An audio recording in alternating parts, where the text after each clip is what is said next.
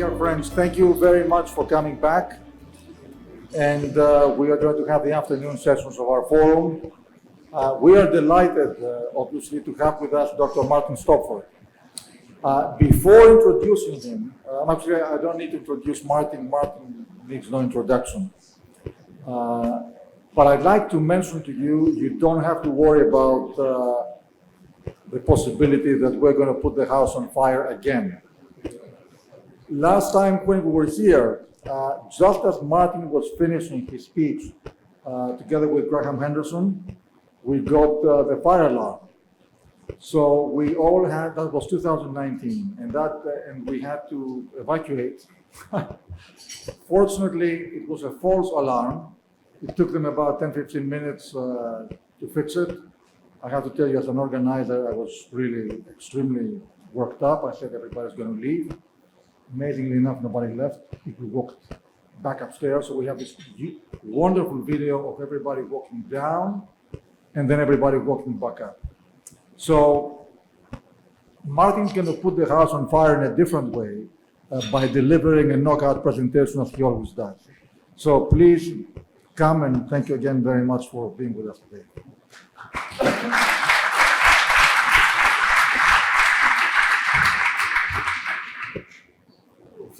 Thank you, Nicholas. I remember it well, actually. A few people did end up in the pub, actually, to be honest. I guess, but here we are again with COVID behind us, another conference, another crisis. I mean, what more can you ask? I'm going to try and cover 4 things in my presentation. And it's the first PowerPoint you've seen, so that'll make a change. The first thing is I'm going to really, I came early so I could hear what the other speakers were saying, and I really agreed very much with everything that was said this morning. I know that's a wide-ranging statement, but I did. What I didn't see was an issue which bothers me. I'm much more concerned about the next decade than this decade, and the question of what you should be doing. And Peter Drucker famously said, that the only point in forecasting is so you can do things today to prepare for an uncertain future, but you've usually got an idea of what the risks are. And so the first thing is that we are a global industry, and I think the starting point for whatever we look at now is the global transport scenarios. I'll cover that a little bit, and then move on to the way that we might be, dealing with investment over the next 20 or 30 years. It's a long time ahead. It depends. If you're not worried about decarbonisation, then you've nothing much to worry about. You just carry on as usual. But it does look slightly different this time. The third thing is the maritime technology, where we've got to with the technology. There's been a lot of discussion this morning about that. And I want to step a little bit further down the road if I can. And then finally, the options for closing what I call the green energy gap in the 2030s and the 2040s. Because what I'm going to argue is that there's not really that much to worry about. This decade is fairly clear. The big worry is what you do when you get into the 2030s, and I'll amplify that point. If we start with the global transport emissions scenarios, and this is what sits behind my concern about the green energy gap as far as the shipping industry is concerned. One thing you might as well tab up right away is the forecasting agencies, for all the doom and gloom, are saying that the GDP is going to double by 2050 and the population will increase by 25% by 2050. And we're moving close to 2 tons per capita, not quite, but nearly at the moment. So if you add 25% to the population, that's a lot of trade. So not only do we have to deal with decarbonisation, but one way or another, there's going to be probably more trade, certainly different trade, and that's an issue. The second thing is the whole question of the limited supply of green fuels in the 2020s. This chart shows you on the left-hand side world energy consumption in exajoules, which you probably have no idea what it is. It's 18 zeros of joules. It's a lot anyway. And so it goes from 100 lots to 600 lots. And at the moment, we've got to 500, and energy consumption's growing at about 3% per annum. That's the trend. You can just about see that. And the renewables, which are shown at the bottom, including hydro is 2, that was the earliest one, then nuclear, then solar, and then wind. And the solar and wind are only a tiny proportion of the whole thing at the moment. I borrowed the figures from the BP forecast. I had to sort of read them off graphs and things. They don't publish the exact numbers, but I think hopefully they're reasonably accurate. And what BP says is this is what's going to happen, that the energy from fossil fuels will peak out in a couple of years and start to go down, and that will be replaced largely by wind and solar energy, with a bit more hydro and a little bit of nuclear. And so the big question here is what we do about the green energy gap, because for a very long period, there's up till the mid-30s, there's going to be a big shortage. If you buy an engine, if you buy a dual fuel engine today, what you've got to ask yourself is, am I going to be able to compete with all the other people who want to buy green energy in the period up to about 2030, because there's going to be a big queue. And personally, I wouldn't touch a ship if I hadn't got a time charter, frankly. Actually, not a time charter, a fuel contract. And that's not so easy to get. You can get yourself a fuel contract. You're motoring, you know. The other issue, apart from the availability of fuel, is the cost. And I thought it, just for fun, I thought it would be interesting to figure out how much it costs to run a big container ship. I did this calculation last year. I don't think it's changed. I did it in a lot of detail. And what it says is you need that ship is a current delivery, 200 tons a day heavy fuel oil. That equals 400 tons a day of methanol, because methanol has half the energy density. To produce 400 tons a day of methanol, you need 36 offshore turbines, which are a better performance. And that will cost you about $1.1 billion. And in addition, the operating expenses are $100,000 a day. Now, of course, the ship doesn't use 400 tons every day, but this gives you a sort of yardstick.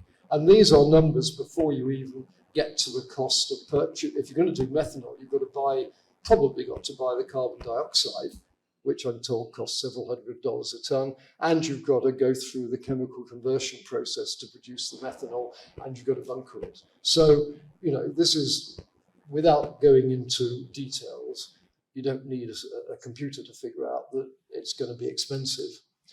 And solar, of course, it might very well be a bit cheaper, but that's for another day.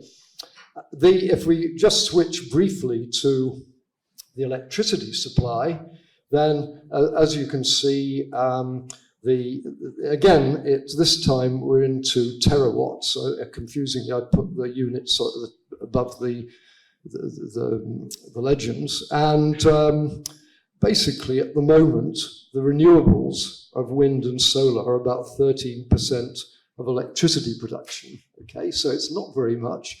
And you'll notice that in the last 10 years, the renewable growth has not compensated for the growth of electricity production. So right now, we're not really narrowing the gap of availability. In addition to that, we're going to dump gasoline if we all build electric cars, and there were some very useful comments, sensible comments about that this morning, then you're going to need a lot more electricity. Gasoline is 24.7% of world oil production, or oil consumption. And if you're going to load all of that onto the electricity supply, you've got to assume people are going to be competing very, very hard for the limited availability of green fuels. Of course, you might solve it by geothermal drilling or something, but that, again, that's for another day. As far as trade structures are concerned, just winding up this session, basically, we're doing about 12 billion tons of cargo at the moment. My scenario 2 says we'll get up to we might get up to 14 or 15 billion tons by 2050. 40% of today's trade is fossil fuels, which produce when they're burnt, they produce 15 billion tons of carbon emissions, which is pretty well half of what the world carbon emissions. So, you know, shipping's cargo is sitting right, absolutely, couldn't be more centrally placed in the whole decarbonisation debate. And so just if you look at the scenarios, these are ones I did 3 years ago. I update them a little bit. But it seems to me the most likely at the moment, looking ahead for the volume of cargo, is that the scenario 2, I don't think scenario 1 is that likely, but you never know.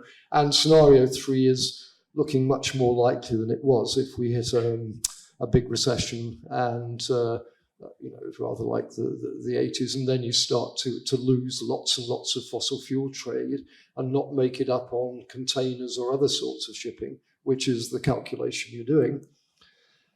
So that's the trading outlook, and I think the bottom line there is the potential the potential green fuel gap.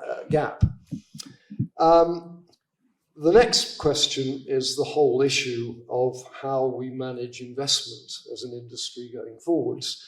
And I think that, you know, the challenge, I would say, where we're going in the 2020s is not too difficult. I'm listening to the debate this morning. I think, you know, one way or the other, it's not easy, but it's, you know, there is a road to go down for the next few years. The big problem is if you come up to a sort of cliff in the 2030s, where if you haven't got some radical new technology, and if there's problems in those very aggressive renewable calculations, then you find that the whole thing marks time again, and you've got a problem. So when I did the middle scenario calculation, you end up with about somewhere between $2 and $4 trillion of investment in new ships, not counting the cost of additional technology. All I did was take the cost of replacing the existing fleet at current prices and expanding it in line with scenario 2. And that, as you can see, the bit in the red line shows you that there's a bit less, there's less investment in tankers, and there's more in container ships and that sort of thing. But you can have a look at these later if you want to. The interesting thing, if we now run this out into the model and look at how you do the waves of investment, it actually falls into place quite easily. The first wave, which I've called wave 1 in this, is advanced diesel ships. In other words, you know, as was mentioned this morning, MAN, the manufacturers are going to come up with ammonia burning engines, and I think 2024 is the date, and there's lots of stuff going on there. But a dual fuel engine is not a very difficult outcome. It costs you, but it's flexible. If you can't get the fuel, it's not necessarily your fault. And so lots of, in wave 1 is advanced diesel ships. Wave 2, we're starting to bring in much more LNG and anything else you can do at an intermediate stage to get your CII down and to really nail down the fact that you're a green ship owner, which in the end, as I think, again, it was very interesting listening to the panels. You know, I heard more about the charterers this time than you usually hear at these conferences. And I think the growing awareness that the charterers have to come on board in these calculations is not just nice, it's absolutely essential if you're going to move forward. You really, this is, I know somebody mentioned, I think someone said the charterers were the enemy, but which I think is probably been true in the past, but that's a place where things have to change. However, the technology, the goals to develop very large, low carbon ships before that great peak of replacement demand in the mid 2030s. And that, because basically, if you haven't got the new technology by the time that peak comes up, you're in a trap. You can't, you're having to build last old technology ships. So that gives you a sense of the timescale. And in fact, if you follow the BP forecast and in terms of energy, and you look at the carbon emissions, on my middle case, you get there, on these three cases, you get there quite easily. These are the emissions on cargo ships in million tons on the vertical axis. And the red scenario, number one, is high trade growth and at 2% per annum, and the fleet trading at 14 knots. The middle scenario slows trade down to 1%, and the ships operate at about 0.9%, at about 12 knots. And on the third scenario, the bottom one, we have a cracking recession, and at the same time, the fleet slows down to just 10 knots. And it does make a very big difference and takes you very, very close to the IMO, much below the IMO goal and very close to zero without too much trouble if all those assumptions apply. So that's sort of comforting. If we look at where we are with the technology, at the moment, the investment decisions are really difficult because you need to take a holistic approach to the ship, and all the bits of the design operation, bits of the ship all fit together. Again, this is something that came through very much this morning. I think that in the deep sea trades, dual fuel engines are fine for the 2020s. And in the short sea trades, we're seeing a lot of innovation in batteries and electrics and fancy ships, a bit of hydrogen and that sort of thing. That's all coming along really quite nicely, and battery costs are falling. They're down 50%, and there was a report from MIT saying that they'd fall another 50% in the next 5 years. So, you know, perhaps a difference in technology between the short sea and service and the deep sea ships. And I would also argue that in this decade, the steps need to be taken to invest in whatever you're going to use to close that massive technology, that green energy gap in the 2030s, and that's the big challenge. What technology can you use? I'm running short of time, so this is just, I mean, believe it or not, I've been using this for about 30 years. Actually, it's just a checklist of all the things you can do to optimize a design, because we were just as worried about these things in the 80s as we are now, you know. And so I won't bore you with any more, but it just is a reminder of how hard it is to make these decisions. And unfortunately, in the 80s, people who bought the green ship regretted it after 1986 when the oil price went down, you know. It's like all those people who bought LNG ships, and you know, it was dirt cheap. Anyway, I must stop doing a slide and get on with my time scale. They've got a big clock here that's, and so I was going to leave that with a bell in there. No, it's all right. The four fuel options for going ahead are basically methanol, which is nice work if you can get it. Hydrogen, I think, probably is a bit challenging for ships. I mean, it certainly didn't work very well for spaceships.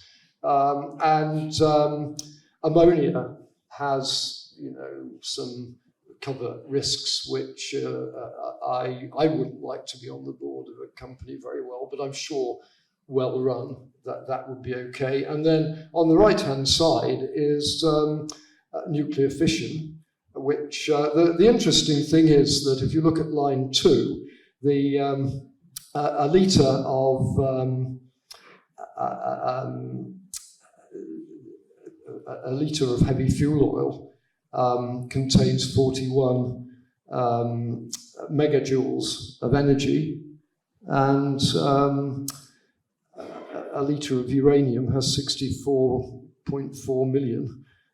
In other words, there's a lot of energy in uranium as a fuel, and that's all it is. It's, in the end, you're buying litres of uranium-235.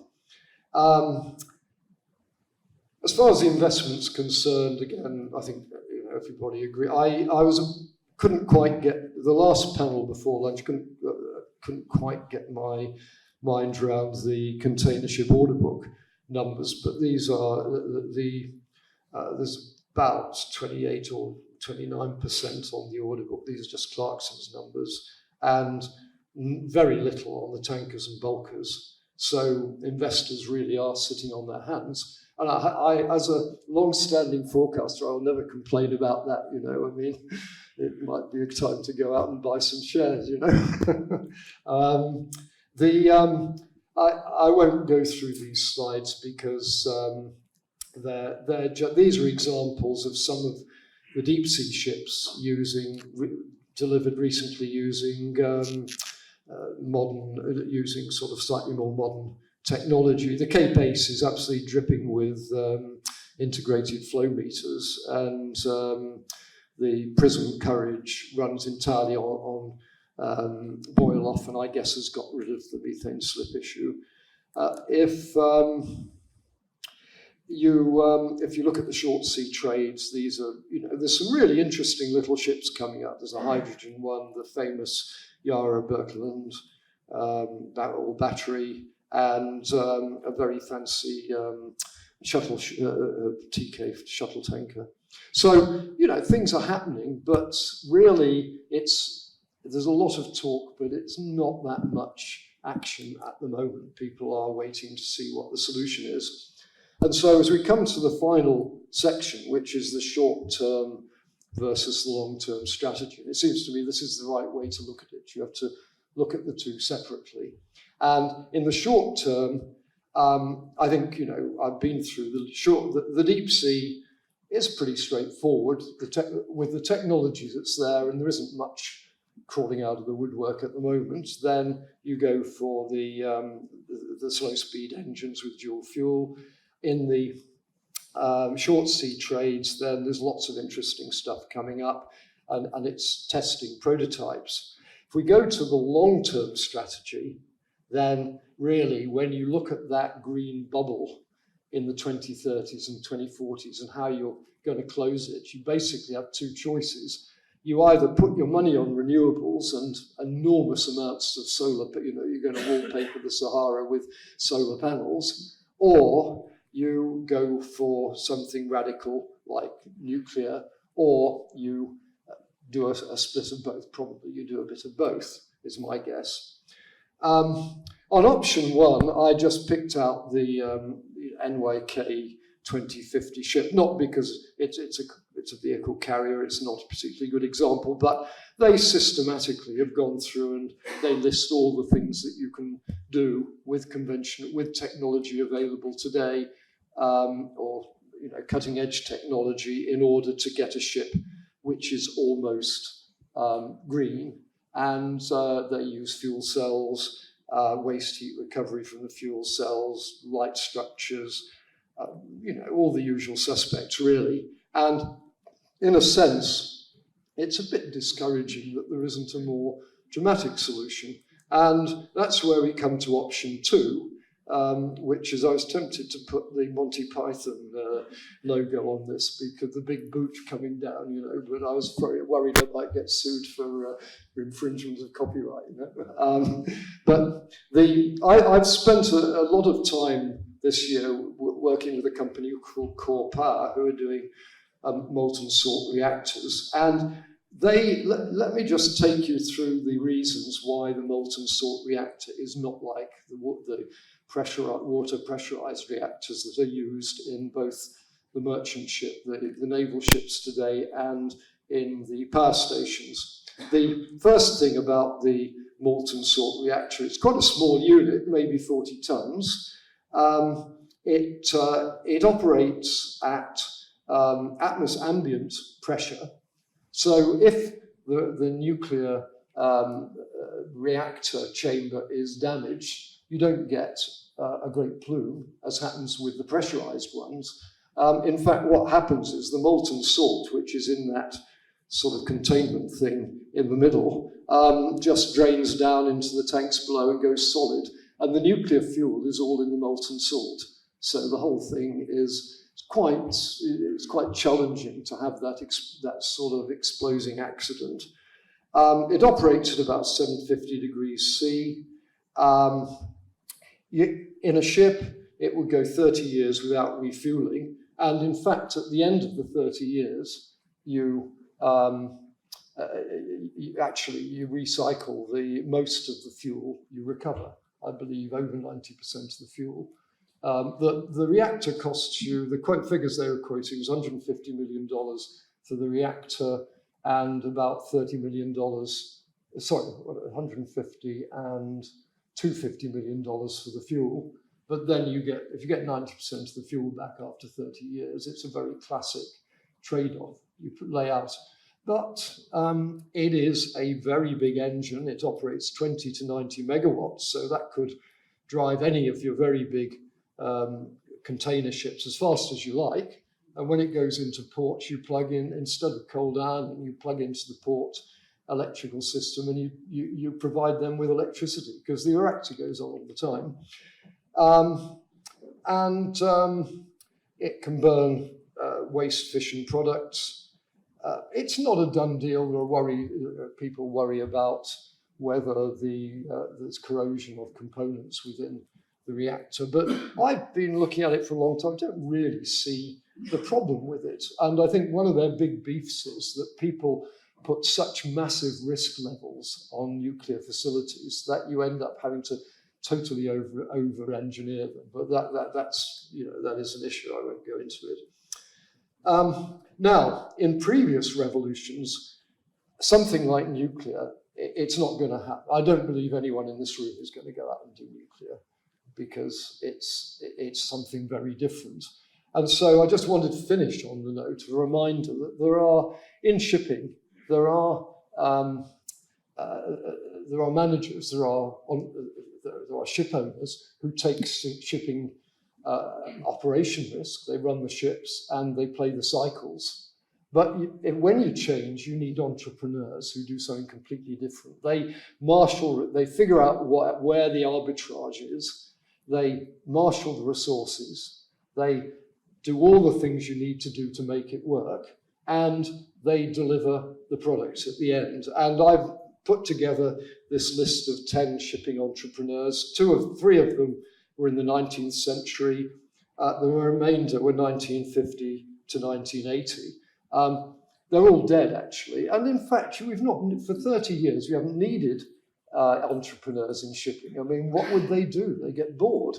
There's nothing new to do. You order a ship a bit like the last one, a bit bigger, and you cut your costs. That's been the core strategy. But now we're moving into a different situation, or we might be moving into a different situation. I just wanted to finish off by reminding you of what was involved in getting containers up and running in the 1950s and 1960s. I spent the weekend reading the book, Mark Levinson's book about Malcolm McLean, and I have to say it left me exhausted when I had actually just read what he did.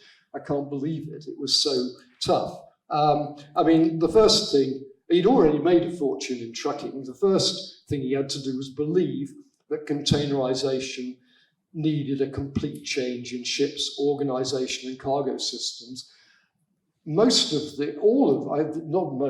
Drucker says all of the cargo liner companies in the 50s were trying to solve the problems of getting cargo through the ports by building better ships. They obsessed with the ships, and the ships were not the answer.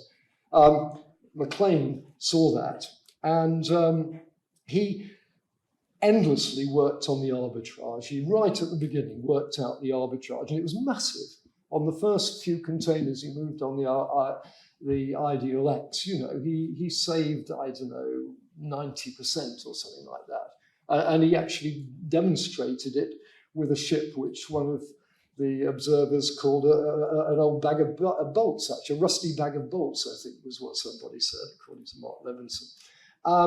He built a completely new organization. After about 4 years, things weren't going wrong, and he decided he just didn't like the way, the attitude and the way the shipping industry was running the business, and he set out. He hired top technical people to design and test containers, cranes, ships, cell guides. He used very sophisticated recruitment techniques, intelligence tests and aptitude tests, that sort of thing. Everybody had to go work in the yard for a spell. And he hired people to sell cargo and monitor fleet performance, which this was before computers. He supervised all detail for the first 12 years, constantly walking around to check what was going on, and all staff were expected to know what went on in the practical end of the business.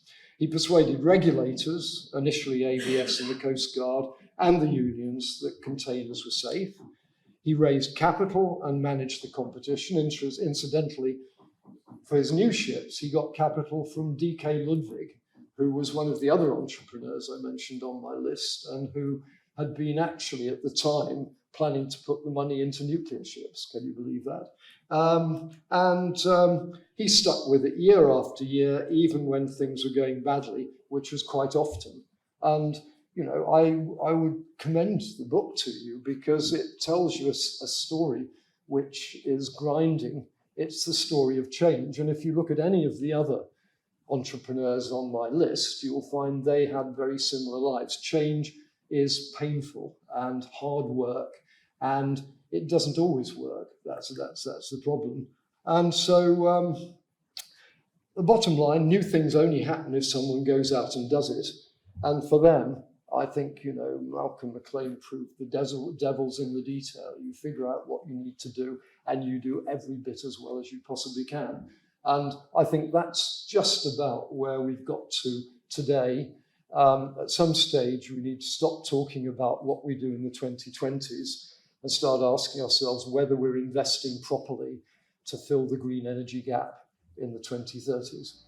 Thank you very much for your attention.